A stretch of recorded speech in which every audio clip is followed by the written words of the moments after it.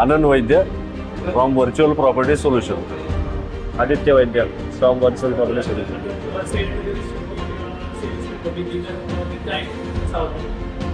नाही, cells team बद्दल आधीपासून एक्सपिरियन्स आहे, म्हणजे हा नवीन नाही आहे. आधीपासून भावना मॅडम आहेत, सर आहेत, त्यांच्याबरोबर पहिल्यापासून काम करतो.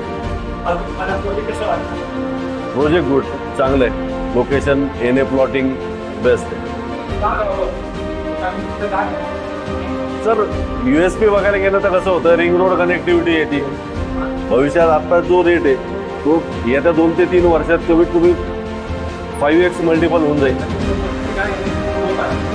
या एरियातच ग्रोथ आहे आता, कारण बाकी सगळं तर लोकेशन सॅच्युरेट होत आले.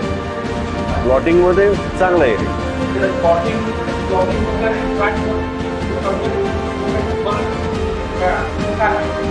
बेसिकली सर कसं होतं, फ्लॅट हा जो आहे ना त्याला डिप्रिसिएशन व्हॅल्यू आहे. फ्लॅट तुम्ही 5 वर्षांनी विकाल, 10 वर्षांनी विकाल, पण ती डिप्रिसिएशन काउंट होते.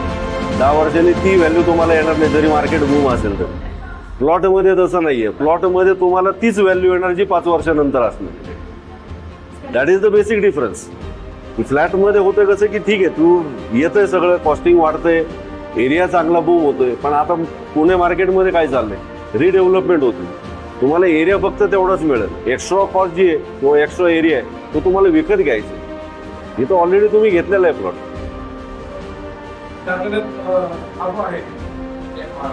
बाकीच्या एरियामधून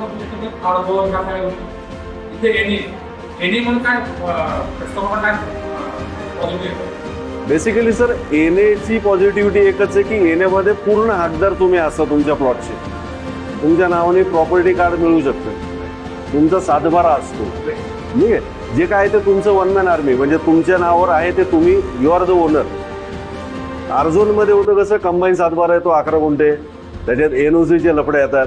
त्यानंतर बाकीचे जे एनएची जी फॅसिलिटी आहे ती आरझोनमध्ये तुम्हाला मिळणार नाही.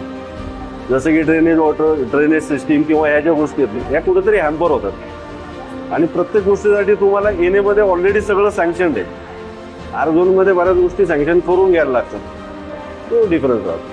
थँक्यू. ओके.